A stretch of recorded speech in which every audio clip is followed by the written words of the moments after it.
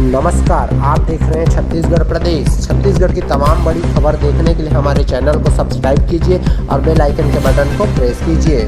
छत्तीसगढ़ में 15 जून से नया शिक्षा सत्र। स्कूल खुलते ही अफसर भी पहुंचेंगे, निरीक्षण के बाद देंगे रिपोर्ट। मास्टर साहब नहीं मिले तो होगी कार्रवाई। छत्तीसगढ़ में स्कूलों का नया शिक्षा सत्र 15 जून से शुरू हो रहा है। स्कूल खुलते ही शिक्षकों व विद्यार्थियों के साथ इस बार अफसर भी वहां पहुंचेंगे।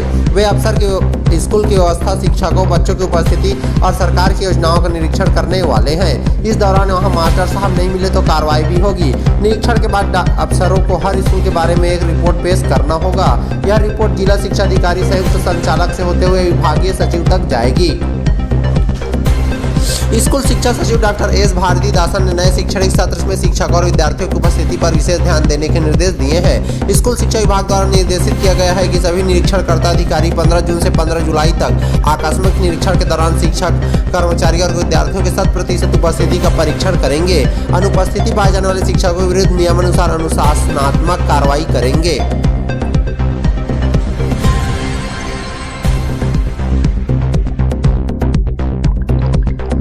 सड़क पर मछली लूटने की भीड़। पिकअप में भर कर ले जा रही थी मछली। ड्राइवर ने ब्रेक मारा तो रोड पर गिर गई हजारों मछलियां। छत्तीसगढ़ के धमतरी जिले में सड़क पर मछलियां गिर तो गई, उसे लूटने की भीड़ पहुंच गई, जिसे जो मछलियां मिली वह उसे लूटने लगा और भाग गया। बताया जा रहा है कि एक पिकअप गाड़ी में भरकर हजारों मछलियां ले जा रही थी। इसी दौरान रास्ते में अचानक ड्राइवर ने तेज से ब्रेक मारा तो सारी मछलियां जमीन पर ही गिर गई, जिसके बाद मछली लूटने का खेल शुरू हो गया। अब इसे पूरे घटनाक्रम का वीडियो वायरल हो रहा है। जानकारी के मुताबिक पिकअप में मछलियां भरकर किसी तालाब में छोड़ने के लिए ले जा रहा था। इसी दौरान पिकअप गाड़ी दानी टोला देवांगन धर्मशाला के पास पहुंची थी कि सामने से तेज रफ्तार गाड़ी आ गई। यह देखते ही पिकअप ड्राइवर ने गाड़ी को रोकने के तेज से ब्रेक मारा। ब्रेक मारने के बाद गाड़ी अचानक खड़ी हो गई और पीछे रखी सारी मछलियां जमीन पर बिखर गई। इधर जब सड़क पर खूब सारी मछलियां पड़ी लोगों ने देखी तो वह उसे बीनने लगे। धीरे धीरे आसपास के लोगों की भीड़ लग गई। सबने मछलियां उठाई और लेकर भागने लगे। वहीं ड्राइवर ने भी कुछ मछलियां जो बची थी उसे उठाया और वहां से निकल गया। इसी दौरान पूरे घटनाक्रम का किसी ने वीडियो बना लिया जो अब वायरल हो गया है। पता चला है कि पिकअप के पीछे हिस्से में पन्नी बिछाकर उसमें पानी डालकर मछलियों को रखा गया था।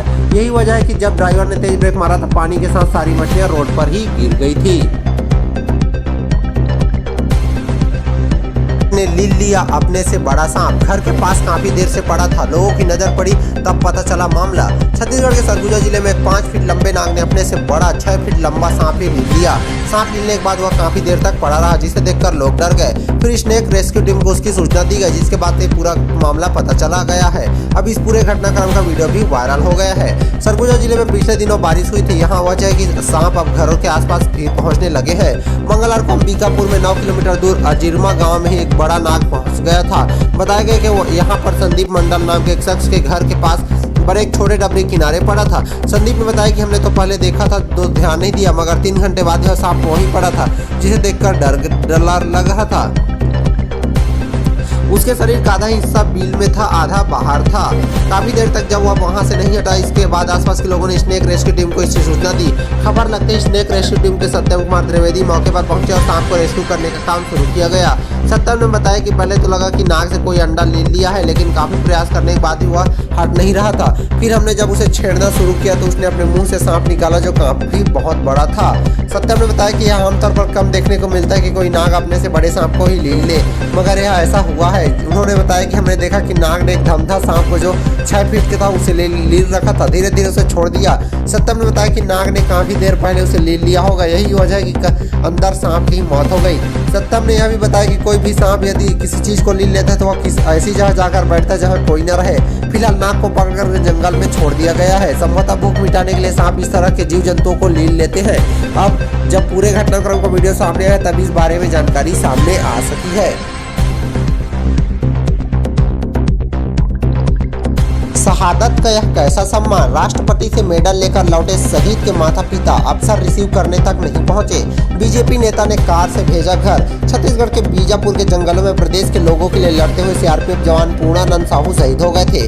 दिल्ली में राष्ट्रपति रामनाथ कोविंद से पूर्णानंद की मां उर्मिला को बेटे की वीरता के लिए शौर्य चक्र देकर सम्मानित किया गया। गुरुवार को जब शहीद की मां एयरपोर्ट पर पहुंची तो न कोई प्रशासनिक अफसर हालचाल लेने आया और न ही सीआरपीएफ के अफसर। एयरपोर्ट से लौटने के लिए शहीद के परिवार के पास गाड़ी तक नहीं थी। भूतपूर्व सैनिक संगठन के पदाधिकारियों ने इसका विरोध किया। जिला प्रशासन और सीआरपीएफ के कुछ अफसरों को इसकी जानकारी दी गई मगर कोई नहीं आया। इसके बाद भाजपा नेता गौरीशंकर श्रीवास्तव ने अपनी कार से शहीद के परिजनों को उनके गाँव राजनांदगांव के जिले जंगलपुर के लिए रवाना किया गया। शौर्य चक्र कोई मामूली बात नहीं। भूतपूर्व सैनिक संगठन से ब्रिजमोहन ने बताया कि शौर्य चक्र हासिल करना कोई मामूली बात नहीं है। हम सेना से रिटायर हैं, इसका महत्व समझते हैं कि इसलिए हम शहीद की मां का स्वागत करने यहाँ पहुंचे। सीआरपीएफ के अफसरों या प्रशासनिक अफसरों को भी आना चाहिए था। एक शहीद के परिवार का हौसला बढ़ाने के लिए हम इतना तो कर ही सकते हैं। आखिर उसने छत्तीसगढ़ के लिए अपनी जान दे दी थी। भाजपा देखकर खुश हुआ। भाजपा नेता गौरीशंकर श्रीवास्तव ने कहा कि राष्ट्रपति से मेडल लेकर लौटने वाले शहीद की मां के साथ सम्मानजनक व्यवहार नहीं हो सका। दुर्भाग्य की बात है कि जिला प्रशासन के अधिकारी सीआरपीएफ के जवान अफसर अपने शहीद के परिवार के साथ ऐसा करेंगे नहीं सोचा था। परिवार के वापस लौटने तक कोई साधन नहीं था। मैंने अपनी गाड़ी से उन्हें भेजा है। गोलियों का जवाब गोलियों से दिया। पूर्णानंदे तब शहीद हुआ था बीजापुर में।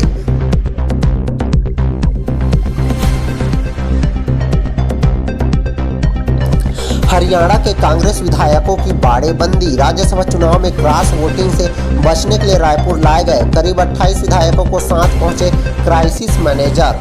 राज्यसभा चुनाव में क्रॉस वोटिंग का खतरा टालने के लिए छत्तीसगढ़ के कांग्रेस ने हरियाणा के अपने विधायकों को रायपुर भेज दिया है। गुरुवार शाम करीब 7:15 बजे 28 विधायक और प्रदेश कांग्रेस पदाधिकारियों का दल रायपुर पहुंच गया। उन्हें भारी पुलिस सुरक्षा के बीच नवा रायपुर क्षेत्र स्थित एक होटल और एक रिजॉर्ट में ठहराने के लिए ले जाया गया। 90 विधायकों वाली हरियाणा विधानसभा में राज्यसभा की 2 सीटों के लिए चुनाव हो रहे हैं। कांग्रेस ने यहां से अजय माकन को टिकट दिया है। वहीं भाजपा ने कृष्णलाल पंवार को उम्मीदवार बनाया गया। इसी बीच पूर्व केंद्रीय मंत्री विनोद शर्मा के बेटे कार्तिकेय शर्मा ने निर्दलीय उम्मीदवार के तौर पर नामांकन किया है। कार्तिकेय को जेजेपी और निर्दलीयों को समर्थन हासिल है। हरियाणा में राज्यसभा में जीत के लिए 31 वोट की जरूरत है। कांग्रेस के पास वहां 31 विधायक है, लेकिन कार्तिकेय शर्मा की दावेदारी ने पेंच फंसा दिया। मुश्किल यह भी है कि कार्तिकेय के ससुर कुलदीप शर्मा भी कांग्रेस से विधायक है। खबर थी कि वे अजय माकन के खिलाफ अपने दामाद की लॉबिंग कर रहे थे। गुरुवार को केंद्रीय नेतृत्व ने सभी विधायकों को दिल्ली बुलाया था। वहां सांसद दीपेंद्र हुड्डा के आवास पर सभी इकट्ठा हुए। इसके बाद सभी लोगों को बसों में बिठाकर हवाई अड्डे और वहां से विशेष विमान से रायपुर भेज दिया गया। इसके साथ हरियाणा कांग्रेस के प्रभारी विवेक बंसल, सांसद दीपेंद्र सिंह हुड्डा सहित कुछ और पदाधिकारी आए हैं। बताया गया कि इस दिन दल में हरियाणा विधानसभा के पूर्व अध्यक्ष कुलदीप शर्मा, कुलदीप बिश्रोई और एक अन्य विधायक नहीं आए हैं। हरियाणा में कांग्रेस के 31 विधायक हैं। 2016 में पैन कार्ड कर चुके हैं एक विधायक।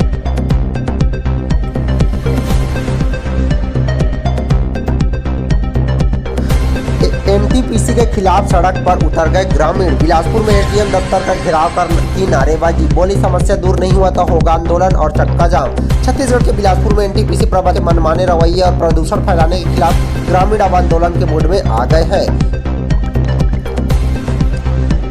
ग्राउंड रिपोर्ट में बताया गया कि 3 दिन पहले राखड़ बांध से उड़ने वाले राख से ग्रामीणों को होने वाली दिक्कतों को उजागर किया गया था। इस खबर के बाद ग्रामीणों ने बुधवार को मस्तूरी में एसडीएम दफ्तर का घेराव कर जमकर नारेबाजी की।